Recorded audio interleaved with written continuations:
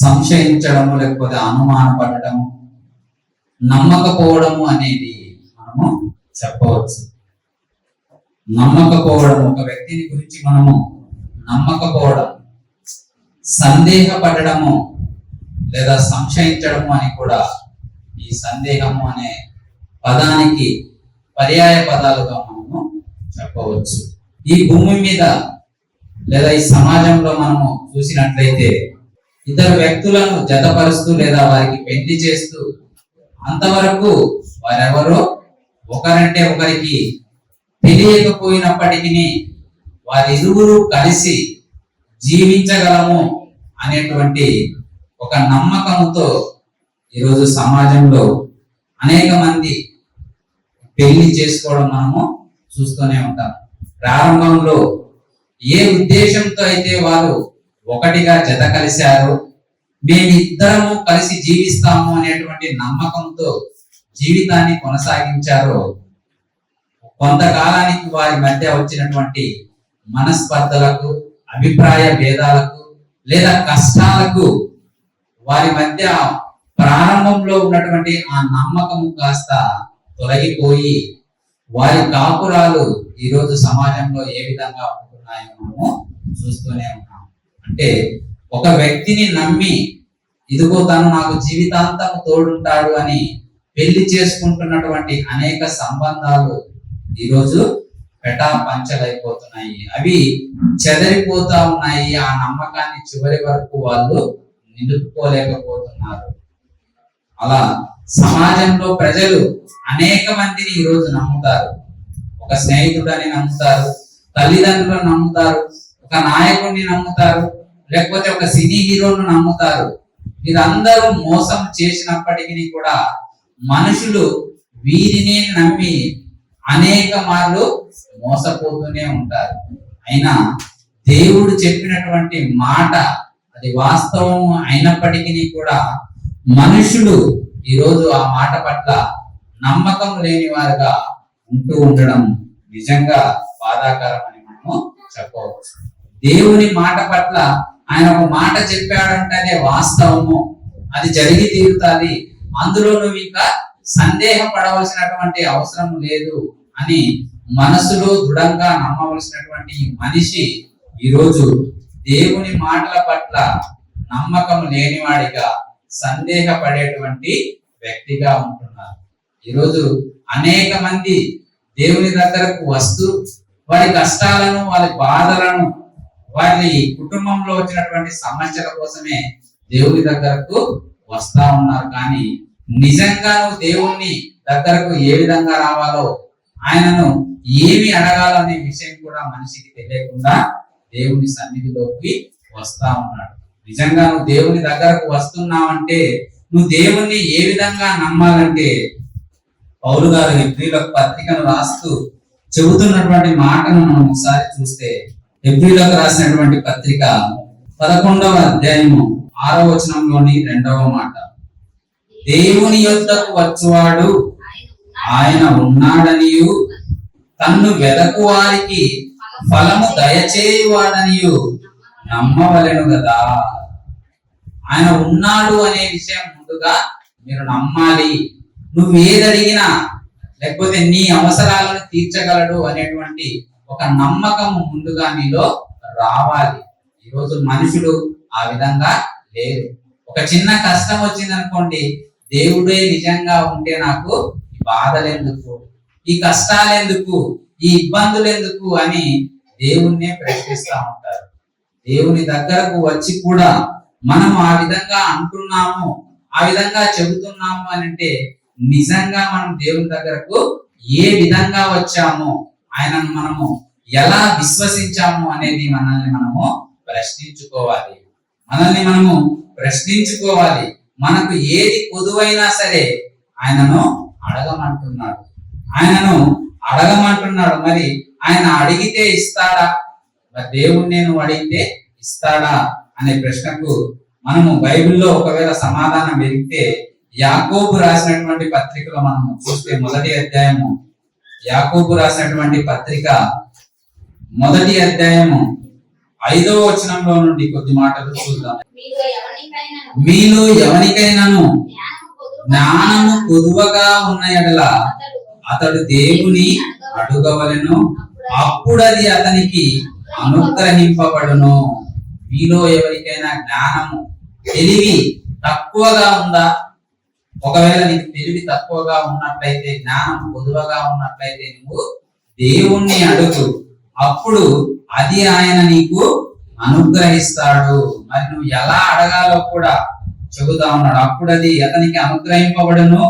ఆయన ఎవరిని గద్దింపక అందరికి ధారాళముగా దయచేయువాడు. అయితే అతడు ఏమాత్రము సందేహింపక విశ్వాసముతో అడగవలెను. నీ జ్ఞానం ఇస్తాడు దేవుడు తప్పకుండా.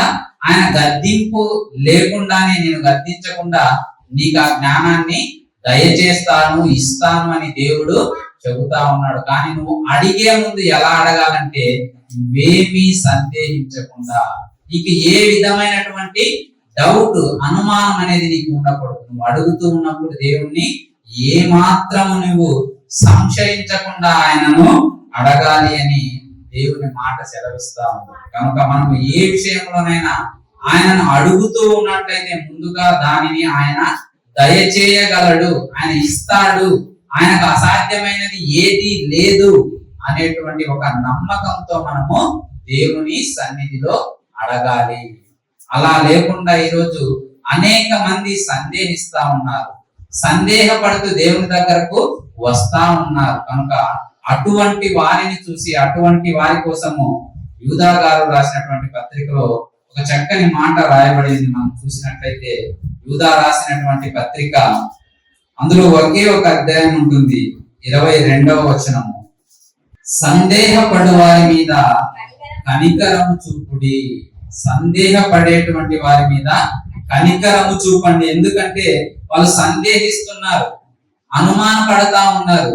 వారికి వచ్చినటువంటి ఆ అనుమానాన్ని మనము తొలగించే వారిగా ఉండాలి. వారికి ఏ డౌట్ అయితే వచ్చిందో దానిని మనము కరెక్ట్ చేయాలి. ఈరోజు ఒక విద్యార్థి పాఠశాలకు వెళ్ళినప్పుడు అతడు ఉపాధ్యాయుని నుండి అనేక పాఠాలు నేర్చుకుంటూ ఉన్నప్పుడు ఆ విద్యార్థి వెళ్ళి ఒక డౌట్ వచ్చినప్పుడు ఉపాధ్యాయుని దగ్గరికి వెళ్ళి, ఇదిగో నాకు ఒక సందేహం ఉంది గురువు గారు, దీన్ని మీరు నాకు తీర్చాలి, నాకు చెప్పాలి అని అడిగినప్పుడు ఉపాధ్యాయుడు వెంటనే గద్దించాడు అనుకోండి, వెళ్ళి కూర్చోరా, ఏంటి నీకు ఎప్పుడు డౌట్ లేని అన్నాడు అనుకోండి, నిజంగా ఆ యొక్క విద్యార్థి సందేహము ఇంకా ఎప్పటికీ తీరకుండానే ఉంటుంది. ఎందుకంటే మరలా వెళ్తే ఆ యొక్క ఉపాధ్యాయుడు ఏమంటాడో, మరలా గద్దిస్తాడేమో, కొడతాడేమో అనేటువంటి సందేహంతో, ఆ అనుమానంతోనే అతనిలో ఉన్నటువంటి ఆ డౌట్ను అతడు తీర్చుకోకుండానే అలాగే ఉండిపోతాడు. కనుక ఎవరిమైనా సరే ఈరోజు దేవుని మాటలను గురించి మనము కూడా ఎవరైనా మనల్ని అడిగినప్పుడు, దేవుని జ్ఞానాన్ని గురించి మనము నేర్చుకుంటున్నప్పుడు వారు తెలియక ఒకవేళ ప్రవర్తిస్తూ ఉంటే మనము వారి మీద కనికరపడి వారికి తెలియజెప్పాలి, వారికి మనము నేర్పించాలి. తెలియదు కాబట్టి వాళ్ళు ఆ విధంగా చేస్తున్నారు కనుక వారి మీద కనికరము చూపి వారి యొక్క సందేహాన్ని మనము తీర్చేటువంటి వారముగా ఉండాలి అని దేవుని వాక్యము మనకు సెలవిస్తా ఉంది. ఇంతకు మన హృదయములో లేక ప్రతి ఒక్కరిలో ఈ యొక్క సందేహము కలగడానికి గల కారణం ఏంటి? సందేహము రావడానికి గల ప్రాముఖ్యమైనటువంటి కారణాలను ఒక 3 విషయాలుగా మీ ముందు చెబుతాను. అందులో మొదటిది అపవాది. మనకు సందేహము రావడానికి ప్రారంభకుడు ఎవరనంటే అపవాది. ఎందుకనంటే దేవునిలో మనం స్థిరంగా ఉండడం మనకి ఇష్టం లేదు. ఎంతసేపు మనము దేవుని దగ్గరకు వెళ్లకుండా, ఆయన చెంతకు చేరకుండా ఎలాగైనా సరే వీరి యొక్క విశ్వాసాన్ని తప్పించాలి, ఎలాగైనా సరే వీరిని దేవుని దగ్గరకు వెళ్లకుండా చేయాలి అనేటువంటి ఒక దృఢమైన నిశ్చయంతో వాడు ఉంటున్నాడు. ముందుగా వాడు ఏ విధంగా మనలో సందేహాన్ని రేకెత్తిస్తాడో, సందేహాన్ని రేపుతాడో మనము ప్రారంభ తల్లి అయినటువంటి హవ్వగారి విషయంలో మనం చూస్తే ఆదికాండము 3వ అధ్యాయము 1వ వచనంలో నుండి 2వ మాట మనం చూస్తే, అది ఆ స్త్రీతో, ఇది నిజమా, ఈ తోట చెట్లలో దేని ఫలములైనను మీరు తినకూడదని దేవుడు చెప్పెనా అని అడిగెను. అందుకు స్త్రీ, ఈ తోట చెట్ల ఫలములను మేము తినవచ్చును, అయితే తోట మధ్యనున్న చెట్టు ఫలములను గూర్చి దేవుడు మీరు చావకుండునట్లు వాటిని తినకూడదనియు వాటిని ముట్టకూడదనియు చెప్పెనని సర్పంతో అనేను. అవ్వగారితో ఈ యొక్క అపవాది ఒక సందేహాన్ని రేకెత్తించాడు. దేవుడు ముందుగానే చెప్పాడు, మీరు వాటిని తినుదినమున నిశ్చయముగా మీరు చచ్చిపోతారు అని దేవుడు ముందే చెప్పాడు. కానీ అపవాది అవ్వగారిలో సందేహాన్ని అనుమానాన్ని రేపి ఏమని చెబుతా ఉందంటే, అందుకు సర్పము 4వ వచనంలో, మీరు చావనే చావరు, ఎలయనగా మీరు వాటిని తినుదినమున మీ కన్నులు తెరవబడుననియు మీరు మంచి చెడ్డలను ఎరిగిన వారై దేవతల వలె ఉందురనియు దేవునికి తెలియనని స్త్రీతో చెప్పగా. ఇంకొక విధంగా ఈ యొక్క అపవాది అవ్వకు చెబుతా ఉంది. వేరొక విధంగా దేవుడు చెప్పిన వాటికి వ్యతిరేకంగా చెబుతూ, ఇదిగో మీరు ఆ యొక్క వృక్ష ఫలములను తింటే మీ కన్నులు తెరవబడి మీరు మంచి చెడ్డలను ఎరిగిన వారై దేవతలే ఉంటారు, కాబట్టి దేవుడు అందుకే ఆ యొక్క వృక్ష ఫలములను మిమ్మల్ని తినకూడదు అని చెప్పాడు అనేటువంటి ఒక అనుమానాన్ని అవ్వగారిలో రేపి ఏ విధంగా పాపము చేసే విధంగా అపవాది చేశాడో మనము చూడవచ్చు. కనుక ఏదైనా సందేహము ముందుగా మనకు రావడానికి ప్రారంభకుడు ఎవరనంటే అపవాది. అపవాది యేసుక్రీస్తు వారిని కూడా విడిచిపెట్టలేదు. యేసుక్రీస్తు వారి దగ్గరకు వచ్చి ఆయనతో చెబుతున్నటువంటి మాట ఆయనకు కూడా సందేహాన్ని రేకెత్తించే విధంగా, సందేహం కలిగే విధంగా ఏమని చెబుతా ఉందో మత్తయి సువార్త 4వ అధ్యాయము 3వ వచనం మనం చూస్తే, మత్తయి సువార్త 4వ అధ్యాయము 3వ వచనం, ఆ శోధకుడు ఆయన యొద్దకు వచ్చి, నీవు దేవుని కుమారుడవు అయితే, యేసుక్రీస్తు వారు దేవుని కుమారుడా కాదా? దేవుని కుమారుడే. వచ్చి మరి నీవు దేవుని కుమారుడవు అయితే ఈ రాళ్ళు రొట్టెలవునట్లు ఆజ్ఞాపించుమనెను. అంటే ఆయనలో కూడా ఒక సందేహాన్ని రేకెత్తించి, ఒక సందేహాన్ని పుట్టించి, ఆయన ఆ యొక్క మాటకు తప్పు చేస్తాడేమో, ఆయన అపవాది అడిగినట్లుగా చేస్తాడేమో అనేటువంటి విధంగా అపవాది యేసుక్రీస్తు వారిని కూడా శోధిస్తూ సందేహాన్ని పుట్టిస్తా ఉంది. అందుకు యేసుక్రీస్తు వారు అంటున్నారు, మనుష్యుడు రొట్టె వలన మాత్రము కాదు గాని దేవుని నోట నుండి వచ్చు ప్రతి మాట వలనను జీవించును. నువ్వేదో నాకు సందేహాన్ని అనుమానాన్ని పుట్టించావని నేను హడావిడి పడి ఈ రాళ్ళను రొట్టెలుగా చేసుకొని తినను. ఎందుకంటే మనుషుడు రొట్టె వలన మాత్రమే కాదు, దేవుని నోట నుండి వచ్చేటువంటి ప్రతి మాట వలన జీవిస్తాడు అనే విషయం నాకు బాగా తెలుసు. కాబట్టి నిజంగా నేను దేవుని కుమారునే, నువ్వు నాకు సందేహము రేపవలసినటువంటి అవసరం లేదు అని యేసుక్రీస్తు వారు ఆ శోధకునికి బదులిచ్చాడు. ఆ అపవాది యొక్క నోరు మూయించినట్లుగా మనం చూస్తాము. మొదటిది, ఈ యొక్క అనుమానం మనకు రావడానికి ప్రారంభకుడు ఎవరు? అపవాది. రెండవది, మనకు వచ్చేటువంటి కష్టాలు, మనకు వచ్చేటువంటి శ్రమలు, మనకు వచ్చేటువంటి బాధలు, మనకు కలిగేటువంటి ఇబ్బందులు, వీటన్నిటిలో నుండి మనము ఒక్కొక్కసారి సందేహపడుతూ ఉంటాం. అంతకుముందు దేవుడు మనల్ని ఎంత గొప్పగా కాపాడినప్పటికీ, ఆయన కాపుదల మన పట్ల ఎంత గొప్పగా ఉన్నప్పటికీ, ఒక చిన్న కష్టము రాగానే మనం ఏమైపోతామంటే సందేహపడతాం, అనుమానం మనలో వస్తా ఉంటది. అందులో ఇశ్రాయేలీయులు ఎక్కువగా ఆయన చేసినటువంటి అద్భుత కార్యాలను కల్లారా చూసిన వారైనప్పటికీ కొద్దిపాటి కష్టం కలగగానే వాళ్ళు ఎప్పుడు సందేహపడేవారుగానే ఉన్నారు. ఐగుప్తులో వారి కళ్ళెదుట అనేక సూచక క్రియలు దేవుడు వారి మధ్య జరిగించినప్పటికీ వారు ఆ ఐగుప్తును వదిలి పాలు తేనెలు ప్రవహించేటువంటి ఆ ప్రాంతానికి వెళుతూ ఉన్నప్పుడు ఎదురుగా సముద్రం ఉంది, వెనుక పక్క ఈ యొక్క ఫరో సైన్యం వస్తా ఉంది, మధ్యలో వీళ్ళు చిక్కుబడిపోయారు.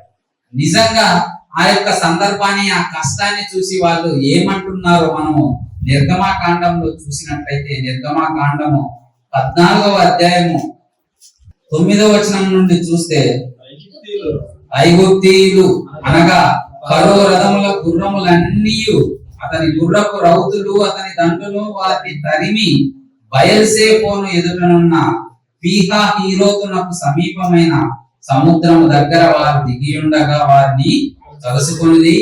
ఫరో సమీపించుచుండగా ఇశ్రాయేలీయులు కన్నులెత్తి ఐగుప్తీయులు తమ వెనుకవచ్చుట చూచి మిక్కిలి భయపడి యెహోవాకు మొరపెట్టిరి.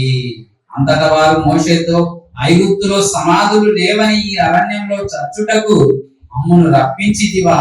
మమ్మును ఐగుప్తులో నుండి బయటకు రప్పించి మమ్మును ఇప్పుడు చేయనేలా మా జోలికి రావద్దు, ఐగుప్తీయులకు దాసుల మగుదుమని ఐగుప్తులో మేము నీతో చెప్పిన మాట ఇదే కదా. మేము ఈ అరణ్యమందు చచ్చుట కంటే ఐగుప్తీయులకు దాసుల మగుటయే మేలు అని చెప్పుకునేది.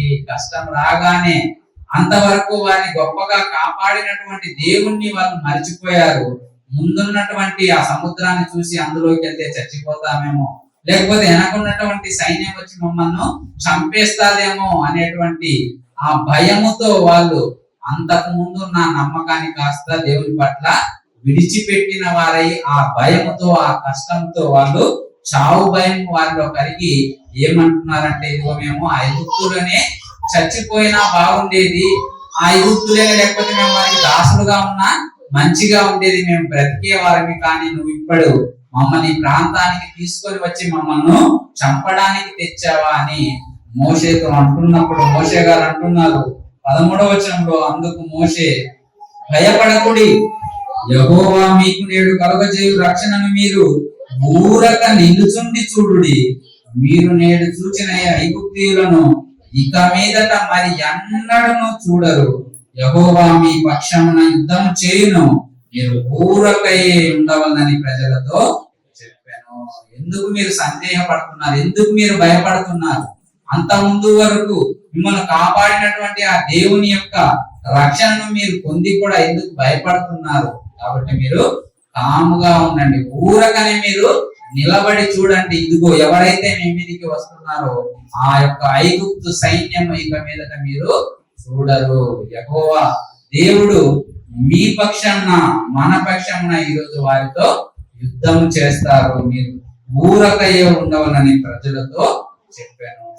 నమ్మినటువంటి వారు ఎలా ఉంటున్నారో, మనము ఒక మహానాయకుడు అయినటువంటి మోషే గారు దేవుణ్ణి ఏ విధంగా నమ్మాడో, అందుకే ఆయన మీద ఉన్నటువంటి ఆ నమ్మకంతో ఆయన ఎలా పలికారో మనము చూస్తాం పిల్లలు. అలాగే క్రొత్త నిబంధనలో మనం చూసినట్లయితే మరొక సంఘటన, మనం కష్టాల్లో శ్రమలలో ఏ విధంగా మనము మన ముందున్నటువంటి ఆ రక్షణను వదిలేసి సందేహించే వారంగా ఉంటామో మార్కు సువార్త 4వ అధ్యాయం మనం చూసినట్లయితే 35వ వచనం నుండి మనం చూస్తే, ఆ దినమే సాయంకాలం అయినప్పుడు ఆయన అద్దరికి పోదుమని వారితో చెప్పగా వారు జనులను పంపివేసి ఆయనను ఉన్నపాటున చిన్న దోణిలో తీసుకుని పోయి ఆయన వెంబడి మరికొన్ని దోణెలు వచ్చెను.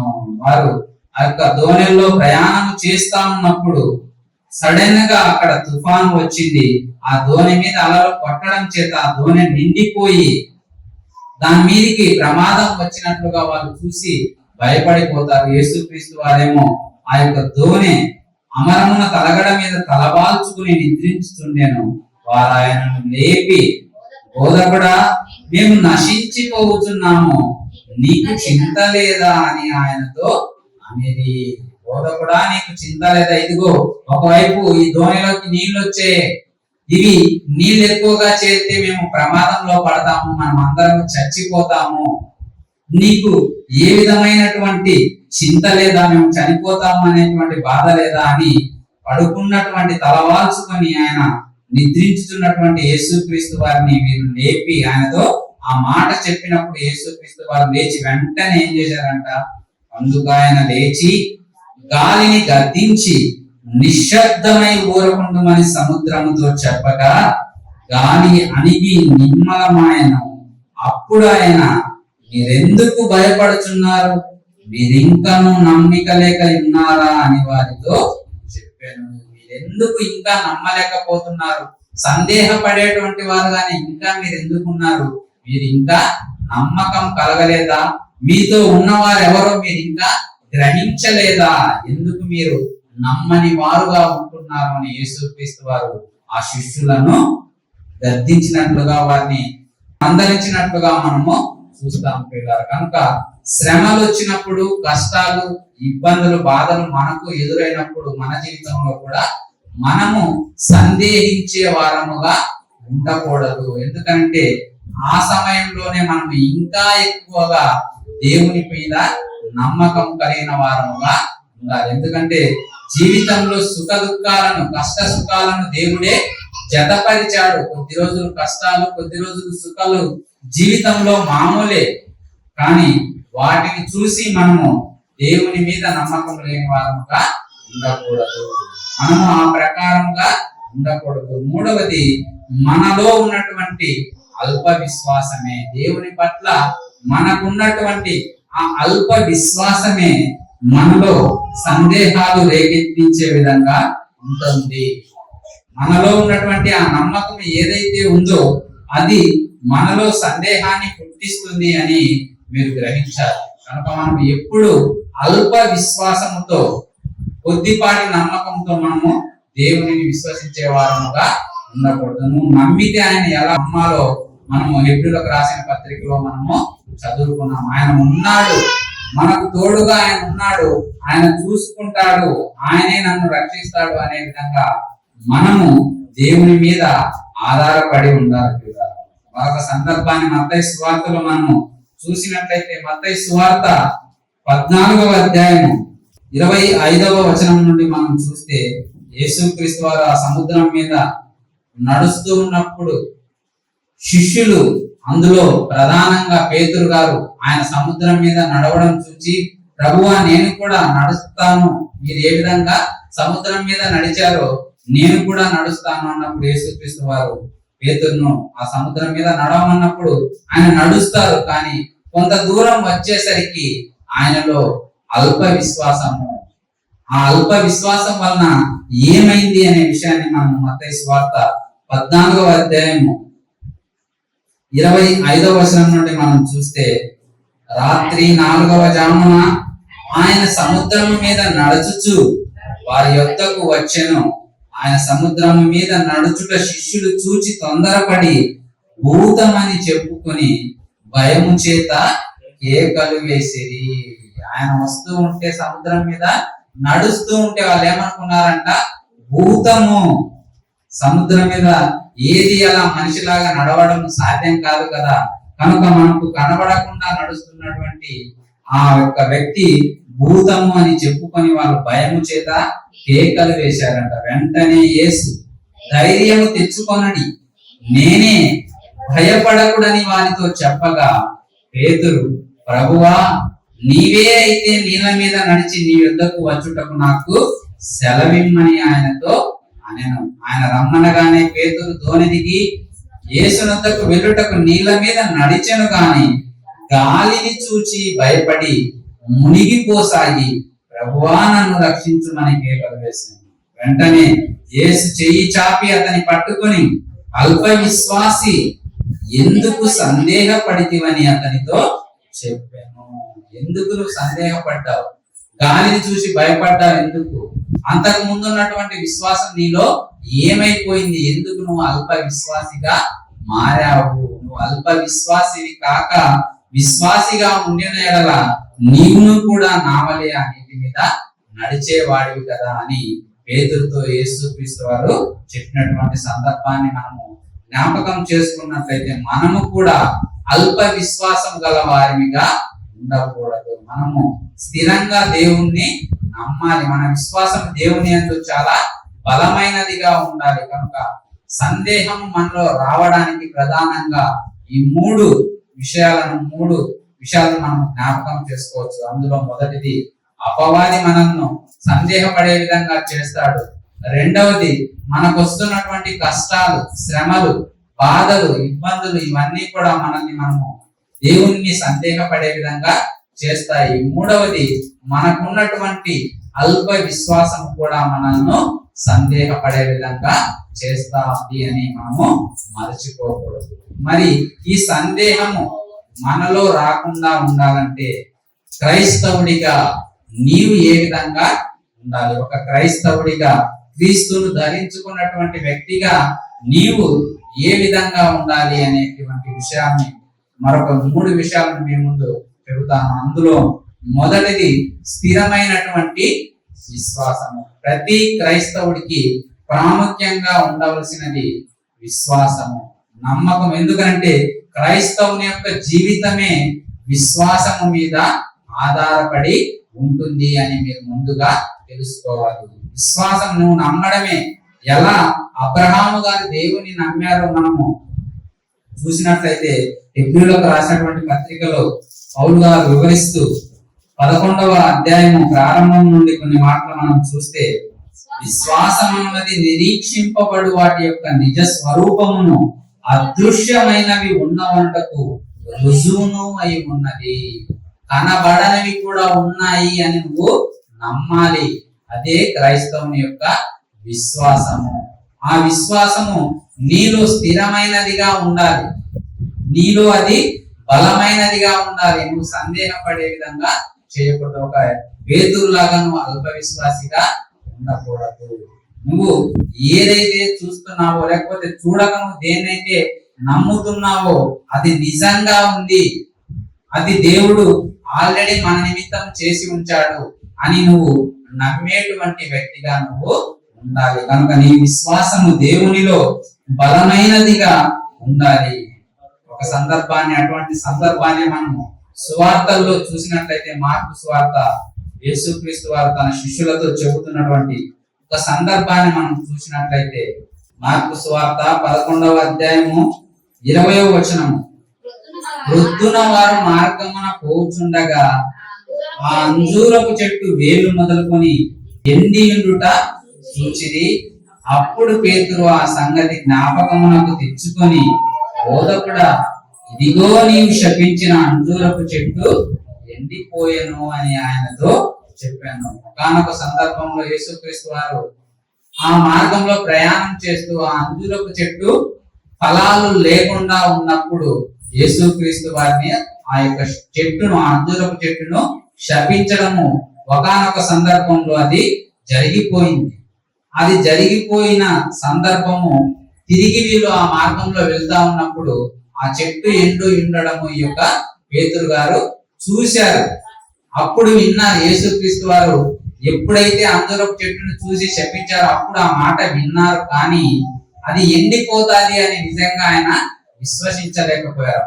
ఎప్పుడైతే ఆయన కళ్ళెదుట ఆ యొక్క అంజూరపు చెట్టు ఎండిపోయిందిగా ఆయన కళ్ళెదుట కనబడుతా ఉందో ఆ విషయాన్ని తిరిగి జ్ఞాపకం చేసుకొని యేసుక్రీస్తు వారితో ఆ మాట చెబుతా ఉన్నాడు. ఇదిగో మీరు శపించినటువంటి ఆ అంజూరపు చెట్టు ఎండిపోయినదని ఆయనతో చెప్పాను. అందుకు యేసు వారితో ఇట్లనేను, మీరు దేవుని యందు విశ్వాసం ఉంచండి. మీరు ముందుగా దేవుని మీద నమ్మకం ఉంచండి. ఎందుకు? ఎవడైనా ఈ కొండను చూచి నీవు ఎత్తబడి సముద్రంలో పడవేయబడుమని చెప్పి తన మనస్సులో సందేహింపక తనను చెప్పినది జరుగునని నమ్మిన ఎడల వాడు చెప్పినది జరుగునని మీతో నిశ్చయముగా చెప్పుచున్నాను. ఏదో నేను చెట్టును ఎండిపోమంటే అది ఎండిపోదని ఎందుకు మీరు అనుకుంటున్నారు? ఎందుకు సందేహిస్తున్నారు? నిజంగా మీరు దేవుని యందు విశ్వాసం ఉంచితే, నిజంగా మీరు దేవుని నమ్మితే మీరు చేసేటువంటి అద్భుత కార్యాలు ఎలా ఉంటాయంటే, నిజంగా ఆయన చెబుతున్నాడు ఒక ఉదాహరణగా, ఒక కొండను చూచి నీవు ఎత్తబడి సముద్రంలో పడవేయబడమని చెప్పి తన మనస్సులో సందేహించకుండా, ఏ విధమైనటువంటి అనుమానము లేకుండా నువ్వు అనుకొని ఆ మాట నువ్వు చెప్పినట్లయితే అది జరుగుతాది అని యేసుక్రీస్తు వారు చెబుతా ఉన్నారు. సందేహించకుండా నువ్వు నమ్మాలి, అడగాలి, అది జరిగి తీరుతాది అంటున్నాడు. అందుకు సాక్ష్యాలుగా అనేక మంది భక్తుల జీవితాల్లో జరిగినటువంటి గొప్ప కార్యాలు ఉన్నాయి. అందులో ఒక యెహోషువ గారిని మనం చూస్తే, ఆయన ప్రకృతిలో ఉన్నటువంటి సూర్య చంద్రులను ఆగిపో, నువ్వు అక్కడ నిలువు అని దేవుణ్ణి ప్రార్థించగానే అవి అక్కడే నిలిచిపోయాయి. అదే విధంగా ఒక మోషే గారు తన చేతిలో ఉన్నటువంటి కర్రను సముద్రం వైపు చాచినప్పుడు ఆ సముద్రము 2 పాయలుగా చీలిపోయింది. అంటే ఇవన్నీ వీరు దేవుని మీద ఉన్నటువంటి విశ్వాసము చేత జరిగించినటువంటి కార్యాలు. నిజంగా సముద్రము 2 పాయలుగా చీలిపోవడం అంటే అది చిన్న విషయం కాదు. సూర్యుడు చంద్రుడు ఆగిపోవడం అంటే అది మామూలు విషయం కాదు. అందుకే యేసుక్రీస్తు వారు జ్ఞాపకం చేస్తున్నారు. ఒక కొండను చూసి, నిజంగా ఒక బండను చూస్తేనే మనిషి భయపడిపోతాడు. ఈ బండను నేను ఎత్తగలనా, నాకంత శక్తి సామర్థ్యము ఉందా అని ఒక బండనే ఎత్తలేను కదా. అటువంటప్పుడు నేను ఈ కొండను ఏ విధంగా, నువ్వు వెళ్ళి సముద్రంలో పడు అంటే నిజంగా అది పడతాదా అని సందేహిస్తాడు. నమ్మకము లేనటువంటి వ్యక్తిగా ఉంటాడు. కానీ యేసుక్రీస్తు వారు మీరు ఆ విధంగా దేవుణ్ణి నమ్మండి, మీరు దేవుని యందు విశ్వాసము ఉంచినట్లయితే మీదేది అడిగినను, మీ మనస్సులో సందేహించకుండా మీదేది ఆయనను అడిగినను అది జరిగి తీరుతుంది అనే నమ్మకం మీలో ఉండాలి. ఈ నమ్మకం చాలా స్థిరమైనదిగా, దేవుని యందు చాలా బలమైనదిగా ఉండాలి అని యేసుక్రీస్తు వారు శిష్యులకు జ్ఞాపకం చేస్తా ఉన్నారు. రెండవదిగా సందేహాలను తీర్చేటువంటిది ముఖ్యంగా ఆయన వాక్యము. ఎందుకంటే ఆయన వాక్యమే మనకు వచ్చేటువంటి సందేహాలను అది తీరుస్తా ఉంది. లోకంలో మనుషులను అడిగితే వాళ్ళు రకరకాలుగా చెబుతారు. నాకు తోచింది నేను చెబుతాను, వేరొకరికి తోచింది వారు చెబుతారు. కానీ మీరిద్దరూ అనుకున్నది వాస్తవమా అబద్ధమా అనేది నువ్వు తెలుసుకోవాలంటే ముందుగా దేవుడు ఏం చెబుతా ఉన్నాడు, ఆయన మాటల ద్వారా దేవుడు ఏం చెబుతా ఉన్నాడు అనేది మనము పరిశీలించి తెలుసుకున్నట్లయితే ఆ వాక్యమే మన సందేహాలను తీర్చేటువంటి ఒక ఆయుధంగా మనకు ఉపయోగపడతా ఉంది. ఎందుకంటే చీకట్లో ఉన్నటువంటి మనకు ఆ వాక్యమే వెలుతురు అంటారు. కీర్తనల గ్రంథంలో మనం చూసినట్లయితే 119వ అధ్యాయంలో భక్తుడు పలుకుతున్నటువంటి మాట మనం చూసినట్లయితే, కీర్తనల గ్రంథము 119వ అధ్యాయము 105వ వచనం మనం చూసినట్లయితే, నీ వాక్యము నా పాదములకు దీపమును నా త్రోవకు వెలుగును అయి ఉన్నది. నా త్రోవకు అది వెలుగు. నేను ఒకవేళ మనిషిగా ఉండి చీకట్లో ఉంటే చాలా మంది భయపడిపోతా ఉంటారు. చీకట్లో ఉన్నటువంటి మనుషులను చూసి వాళ్ళ కదలికలున్నా కూడా మనం ఏమైపోతాం, భయపడిపోతా ఉంటాం. ఒక్కొక్కసారి చీకట్లో ఉన్నటువంటి తాడును చూసి కూడా మనము పాములాగా భయపడతాం. ఎందుకు? అది మన కళ్ళకు కనబడలేదు కాబట్టి. ఒకవేళ పామేమో అని సందేహపడతాము. కనుక చీకటిలో ఉన్నటువంటి మనకు అనేక సందేహాలు వస్తా ఉంటాయి. కనుక వాక్యపు వెలుగులోనికి వచ్చినప్పుడు నీకు ఆ వెలుగు ఎలా అంటే నీ పాదములకు అది త్రోవ చూపిస్తాము. నువ్వు ఏ విధంగా నడవాలి అనే విషయాన్ని ఆయన వాక్యము తెలియజేస్తా ఉంది. కనుక ఆ వాక్యాన్ని మనము నేర్చుకునేటువంటి వారిగా ఉండాలి. ఆ వాక్యాన్ని మనము దివారాత్రులు, ఏ విధంగా భక్తుడైనటువంటి దావీదు గారు దివారాత్రులు ఆయన వాక్యాన్ని ధ్యానించారు, ఆయన ధర్మశాస్త్రాన్ని నేర్చుకున్నారు, ఆయన మార్గముల యందు, ఆయన మాటల యందు ఆయన ఏ విధంగా తృప్తిల్లకుండా నడవడానికి ప్రయత్నించారో, ఆయన కన్నులకు వెలుగుగా ఆయన వాక్యాన్ని చేసుకున్నారో మనం చూసినట్లయితే ఆయనే చెబుతా ఉన్నారు, ఇదిగో నీ వాక్యము నా త్రోవలకు వెలుగును అయి ఉన్నది, నా త్రోవలకు వెలుగై ఉన్నది. 130 వచనం కూడా అదే అధ్యాయంలో మనం చూసినట్లయితే, నీ వాక్యములు వెల్లడి అప్పుడు తోడనే వెలుగు కలుగును, అవి తెలివి లేని వారికి తెలివి కలిగించును. వాక్యము వెల్లడి ఎవడ తోడనే వెలుగొస్తుంది, అది తెలివి లేనటువంటి వారికి కూడా తెలివిని పుట్టిస్తుంది. మరొక మాట 148వ వచనంలో, నీవిచ్చిన వాక్యమును నేను ధ్యానించుటకై నా కన్నులు రాత్రి జాములో కాకమునిపే తెరచుకుందాం అంటున్నాడు భక్తుడు. నీవిచ్చిన వాక్యమును నేను చదవడానికై, నేర్చుకోవడానికై నా కన్నులు రాత్రి జాములు కాక మునిపే తెరుచుకుందును. అది చదవడానికి, నేర్చుకోవడానికి నేను ఇక నిదురపోను అన్నట్లుగా భక్తుడు పలుకుతున్నటువంటి మాటలు మనం చూసినట్లయితే, నిజంగా వాక్యమే, ఆయన మాటే మనలో కలిగేటువంటి అనేకమైనటువంటి సందేహాలకు, అనుమానాలకు సరి అయినటువంటి సమాధానాన్ని మనకు తెలియజేస్తా ఉంది అని మనము నమ్మాలి. మనము నమ్మి తీరాలి. మనం నమ్మినట్లయితే నిజంగా ఆ వాక్యము మనము సరైనటువంటి సక్రమమైనటువంటి మార్గంలో మనల్ని నడిపిస్తా ఉంది. మూడవదిగా మనము దేవుని మీద ఆధారపడే వారముగా ఉండాలి. మనము దేవుని మీద ఆధారపడాలి. ఎప్పుడైనా మనకు వచ్చినటువంటి కష్టానికి కానీ ఇబ్బందికి కానీ మనము మనుషులను ఆశ్రయిస్తా ఉంటాం. ఇదిగో ఫలానా వ్యక్తి అయితే నాకు వచ్చిన కష్టాన్ని తీరుస్తాడు, ఫలానా వ్యక్తి దగ్గరికి వెళ్తే నాకు వచ్చిన బాధను తీరుస్తాడు అని సాటి మనిషిని ఆశ్రయిస్తూ ఉంటాడు. కానీ మనము దేవుణ్ణి ఆశ్రయించాలి. ఆయన మీదే మనము ఆధారపడాలి. మనకు ఒక సందేహం వచ్చినప్పుడు వాక్యంతో దాన్ని అంటే మనం దేవుణ్ణి అడగాలంటే ప్రార్థనతో ఆయన మాటలను మనం జాగ్రత్తగా ధ్యానిస్తూ నేర్చుకుంటూ ఉన్నప్పుడు ఆయన మనకు సెలవిస్తా ఉంటాడు. యేసుక్రీస్తు వారు ఉన్నటువంటి కాలంలో ఒక ప్రధాన అధికారి అయినటువంటి నికోదేము అనేటువంటి ఆ వ్యక్తికి ఒక సందేహం వచ్చింది. అతనికి సందేహం వస్తే ఆయన ప్రధాన అధికారిగా ఉంటున్నాడు కనుక ఆ యేసుక్రీస్తు వారిని వీళ్ళు వ్యతిరేకించే వారిగా ఉంటున్నారు కనుక పగటి వేళ వెళ్తే చూసినటువంటి వాళ్ళు నన్ను ఏమనుకుంటారేమో అనుకోని ఉద్దేశంతో ఆయన రాత్రి వేళ యేసుక్రీస్తు వారి దగ్గరకు వెళతారు. వెళ్ళి ఆయన యేసుక్రీస్తు వారు చెబుతున్నటువంటి మాటలను చూసి ఆయనకు ఒక సందేహం వచ్చిన వెంటనే ఆయన ఎలా దానిని తీర్చుకున్నారు మనం చూసినట్లయితే యోహాను రాసిన సువార్త 3వ అధ్యాయము ప్రారంభం నుండి మనం చూసినట్లయితే యూదుల అధికారి అయిన నికోదేము అనే పరిసయ్యుడు ఒకడు ఉండెను. అతడు రాత్రి యందు ఆయన యొద్దకు వచ్చి, బోధకుడా, నీవు దేవుని యొద్ద నుండి వచ్చిన బోధకుడవని మేము ఎరుగుదుము. దేవుడు అతనికి తోడై ఉంటేనే గాని నీవు చేయుచున్న సూచక క్రియలను ఎవడనూ చేయలేడని ఆయనతో చెప్పాను. అందుకు యేసు అతనితో, ఒకడు క్రొత్తగా జన్మించితేనే కాని అతడు దేవుని రాజ్యమును చూడలేడని నీతో నిశ్చయముగా చెప్పుచున్నాను అని. ఒకడు క్రొత్తగా జన్మించితేనే గాని అతడు దేవుని రాజ్యమును చూడలేడు, అసలు చూడలేడు. అతను క్రొత్తగా జన్మించాలి అన్నప్పుడు ఆయనలో ఒక సందేహం వచ్చింది. మనిషి రెండవ మారి జన్మిస్తాడా? క్రొత్తగా జన్మించడము అని ఆయన చెప్పినటువంటి మాటకు ఉన్నటువంటి ఆ అర్థం ఏంటి అని ఆయన తెలుసుకోవాలన్నప్పుడు ఆయనతో మరి ఏమని అడుగుతున్నాడంటే 4వ వచనంలో, అందుకు నికోదేము, ముసలివాడైన మనుషుడు ఎలాగూ జన్మింపగలడు?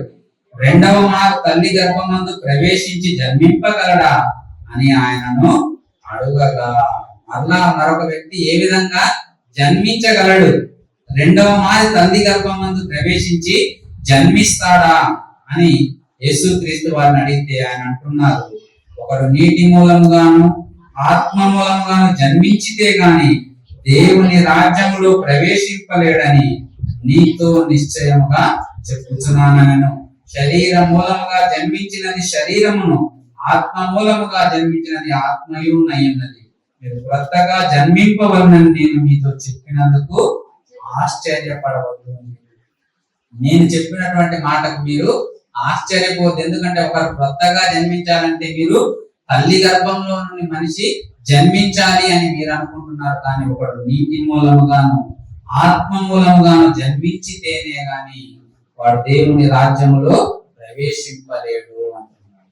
అతనికి వచ్చిన సందేహాన్ని యేసుక్రీస్తు వారి దగ్గరకు వెళ్ళి తీర్చుకుంటున్నారు. కనుక మనము కూడా మనకు వచ్చేటువంటి సందేహాలను దేవుడు చెబుతున్నటువంటి మాటల మీద ఆధారపడి దేవుని యందు విశ్వాసం ఉంచి ఎప్పుడు మనము ఆయనను ఆనుకునే వారంగా మనం ఉండినట్లయితే నిజంగా దేవుడు మనల్ని చాలా గొప్పగా కాపాడుతాడు.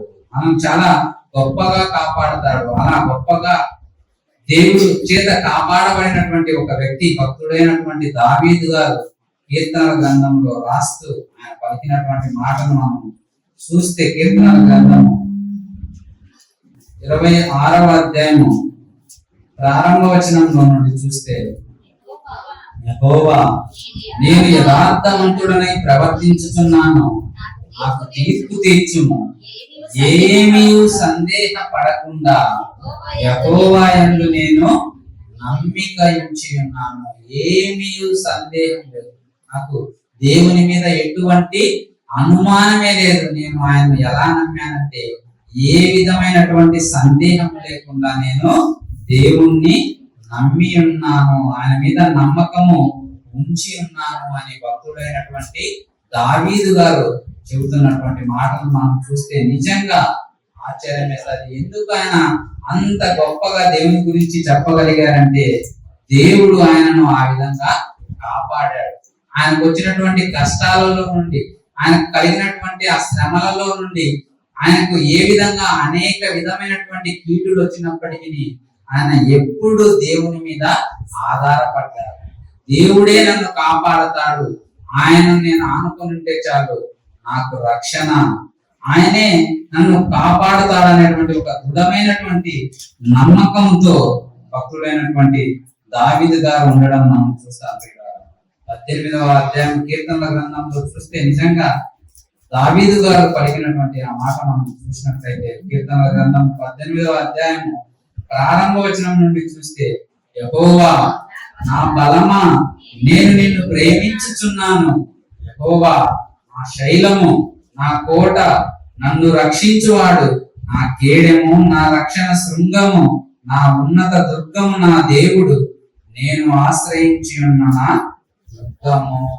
ఇప్పుడు దేవుడి గురించి భక్తుడైనటువంటి దావీదు గారు ఎంత గొప్పగా చెబుతున్నారంటే, ఇదిగో నేను దేవుని మీదే ఆధారపడ్డాను, ఏ సందేహం లేకుండా నేను ఆయననే నమ్ముతాను. ఎందుకంటే ఏ మనిషి దగ్గరికి వెళ్ళినా నాకు కాపాడలేడు. వాడు అబద్ధికుడై తన యొక్క మనస్సులో కలిగినటువంటి స్వార్థ బుద్ధితో వాడు ప్రవర్తించవచ్చు. అలా కాకుండా నేను దేవుని యొద్దకు వెళ్తే, ఆయన మీద ఆధారపడితే చాలు, ఆయనే నన్ను కాపాడుతాడు. అందుకే నేను ఆయన మీద నమ్మకం ఉంచి ఉన్నాను, ఏ విధమైనటువంటి సందేహము నాకు లేదు.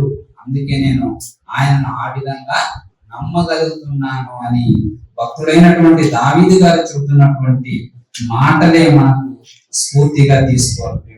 కనుక మన యొక్క విశ్వాస జీవితంలో కూడా మనకు కలిగేటువంటి సందేహాలకు మనము భయపడని వారిగా, మనకు వచ్చేటువంటి కష్టాలను చూసి బెదరని వారిగా మనం ఎప్పుడు దేవుని మీద ఆధారపడటం నేర్చుకోవాలి. చివరిగా పౌలు గారు కొరింథీయులకు రాసినటువంటి మొదటి పత్రిక 2వ అధ్యాయం 4వ వచనంలోని ఆ మాట చదువుకొని మనం ముగించుకుందాం.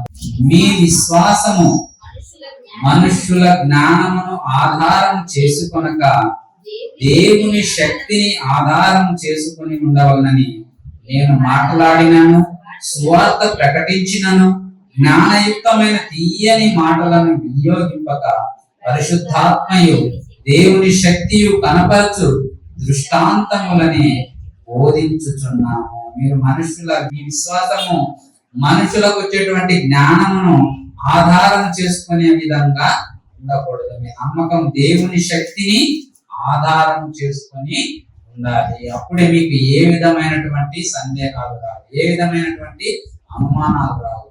మీరు నిజంగా దేవుని యొక్క ప్రేమను రుచి చూసి తెలుసుకున్నట్లయితే నిజంగా ఆయన పట్ల మీకు ఉన్న విశ్వాసము రోజు రోజుకు అది పెరుగుతుందే తప్ప, నానాటికి అది ఎదుగుతుందే తప్ప, మిమ్మల్ని దేవునిలో ఆయన దగ్గరకు మరింతగా నడిపిస్తూ ఉందే తప్ప ఏ మాత్రం మిమ్మల్ని అనగార్చే విధంగా ఉండదు, మిమ్మల్ని దిగదార్చే విధంగా అది ఉండదు. కనుక మనం ఎప్పుడు దీవారాత్రులు ఏ విధంగా భక్తులు ఆయన వాక్యాలను ధ్యానించడానికి ఆయన మందిరంలోనికి, లేకపోతే ఆయన ఉన్నటువంటి నివాసంలోనికి వెళ్ళి నేర్చుకోవడానికి వాళ్ళు తాపత్రయపడ్డారు, ప్రయాసపడ్డారు, మన దగ్గరకు వచ్చినటువంటి ఈ రోజు ఆయన మాటలను, పరిశుద్ధ గ్రంథంలోనే ఆయన మాటలను మనము దివారాత్రులు ధ్యానించే వారంగా, నేర్చుకునే వారంగా మనందరము ఉండాలని, మనలో ఉన్నటువంటి సందేహాలను తొలగించుకొని మనందరికీ మార్గదర్శి అయినటువంటి యేసుక్రీస్తు వారి వైపే చూసి మనమందరము రక్షణ మార్గంలో నడవాలని మీకు తెలియజేస్తూ ఈ నా మాటలు ఇంతటితో